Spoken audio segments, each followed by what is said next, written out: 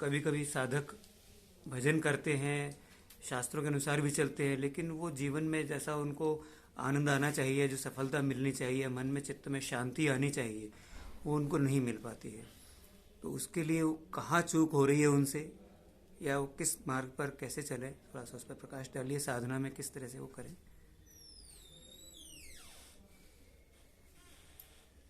ऐसा है कि गंगा जी को तैरवो, साधुन सो व्यवहार, जी डूब गयो सो पार है, पार भयो सो पार। जी संतों के साथ, भगवान के साथ जुड़ने में कभी भी नुकसान नहीं होता। सालते हुए न कारज हानि। भगवान के भजन में लाभ ही लाभ है। जैसे आप दवाई खाओगे और सही दवाई है तो लाभ ही लाभ है, उसमें फायदे ही होगा। परंतु बहुत दिन का रोग है तो दवाई कुछ दिन तक खाते खाते तब फिर वो दवा पहले तो दोष को मिटाती है, फिर हमारे स्वास्थ्य का विवर्धन करती है। पहले दोषों से लड़ती है। जैसे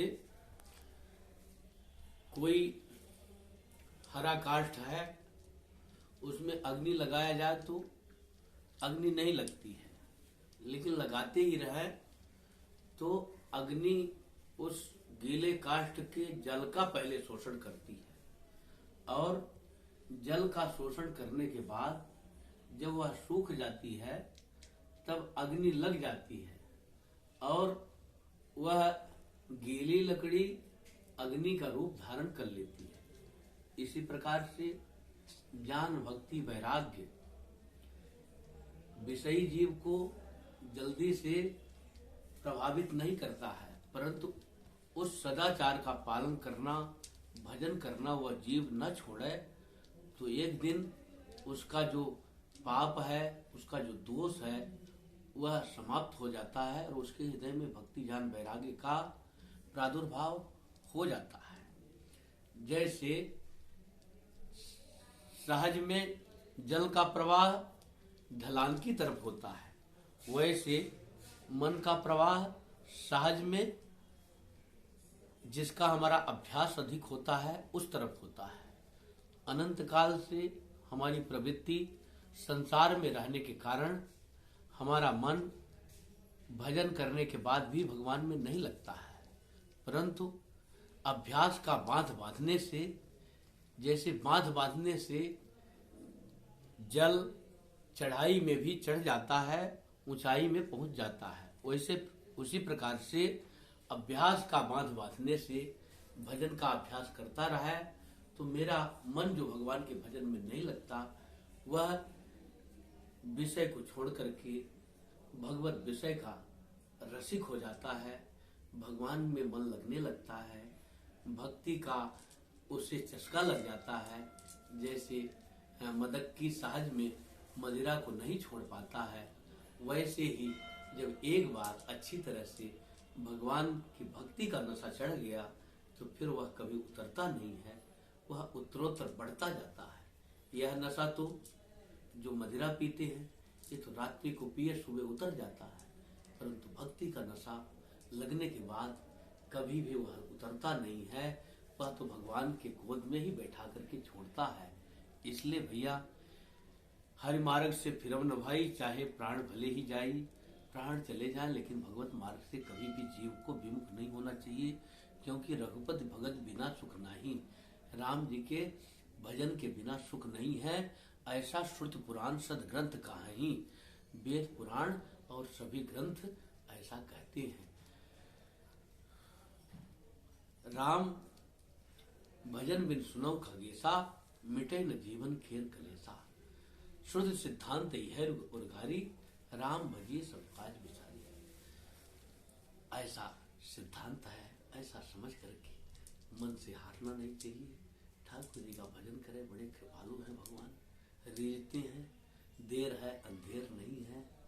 जैसे हीरे की दुकान में भीड़ कम होती है, साग भाजी की दुकान में भीड़ अधिक होती है, वैसे भगवान रामकृष्ण नारायण की उपासना करने वाले, सनातन धर्म में टिक जाने वाले, विश्वास करने वाले कम होते हैं, परंतु इसका कभी कभी ह्रास होते हुए दिखाई देता है, लेकिन इसका नाश नहीं होता है, इसका तो विकास ही होता है और उत्तरोत्तर बढ़ करके भगवान की प्राप्ति अवश्य कराता है, अनुभव कराता है, कराता है, सुख और शांति मिलती है। श्री सीताराम जी महाराज की।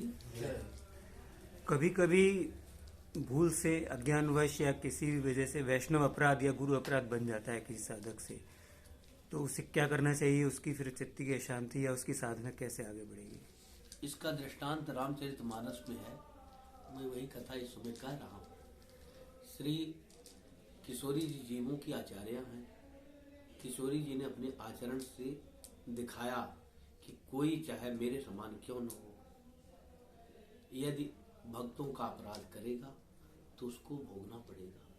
तो श्री राजकिशोरी जी लखनलाल जी को कटु वचन कहे और उनकी बात नहीं मानी, तो इसके कारण उनको 4 महीने तक लंका में निशाचरों के पास रहना पड़ा।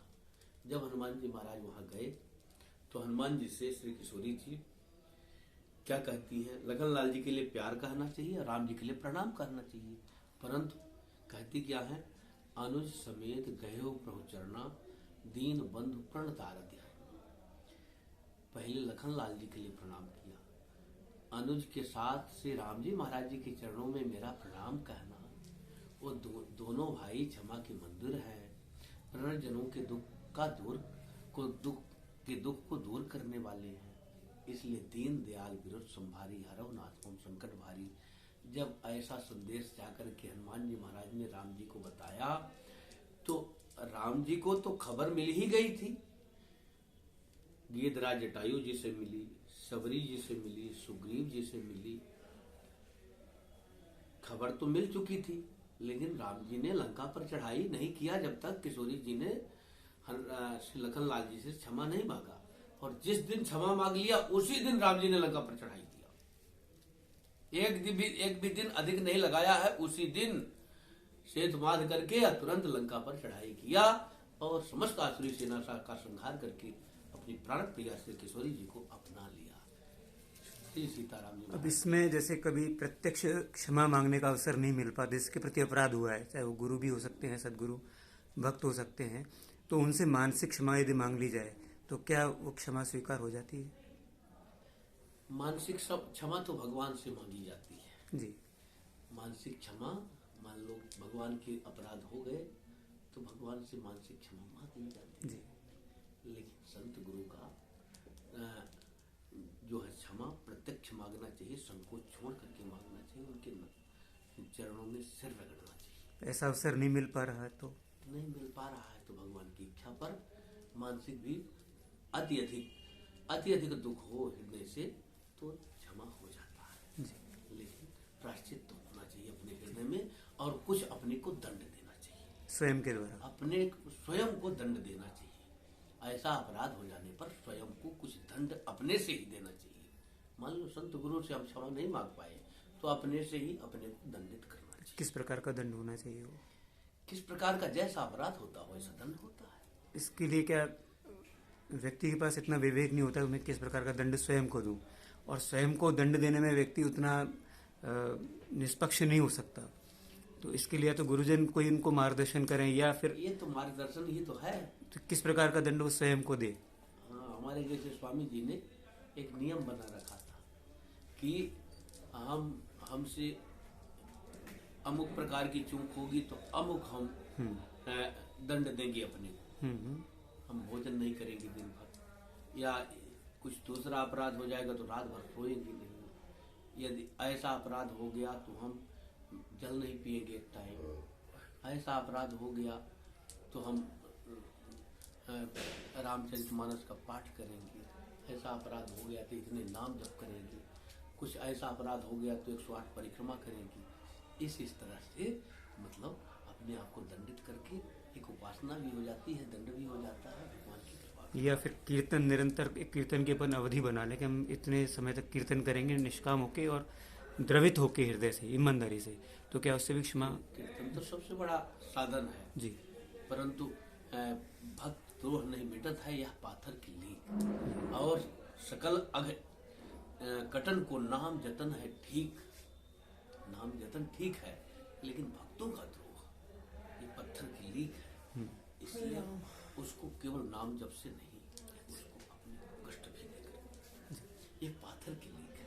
भगवान निज अपराध कुआं न काऊ, जो अपराध भक्त कर करई, राम रोष पापों सो जरई। ये भक्त का अपराध करना, भगवान अपने अपराध से उतने दुखी नहीं होते, लेकिन भक्तों का जो अपराध करता है वो राम जी के रोष का पात्र होता है। इसलिए भक्तों का, संतों का अपराध बहुत ही कठिन होता है, उससे बचना चाहिए। भगवान का अपराध हो जाए तो एक बार क्षमा हो जाएगी, लेकिन संत भक्त का अपराध बहुत कठिन होता है और क्षमा नहीं हो पाता है। इसलिए उन्हीं से क्षमा मांगना चाहिए, उनसे अवसर ना मिल पाया तो अपने आप को। आप एक ऐसा कुछ बता दीजिए जिससे कि हम जितने भक्त हैं या जो श्रद्धालु हैं वो एक दंड स्वयं के द्वारा दे सकें, क्योंकि संतों के द्वारा जो चीज़ मिलेगी वो एक अनुशासित होगी, स्वयं के द्वारा स्वयं को दी जानी चीज़ निष्पक्ष नहीं हो सकती। अभी हमने जो बताया जी, कि जैसे जो आपने 2-4 नियम बताए, जो बताया है वो वही चीज है कि कोई व्रत कर ले, कोई पाठ कर ले, कोई नाम जप कर लिया, कोई भूखा रह गया, कोई प्यासा रह गया, किसी के द्वारा जो है अपमानित होने पर भी उससे उसका उत्तर न दिया, नाना प्रकार के दंड अपने आप को दंड दिया।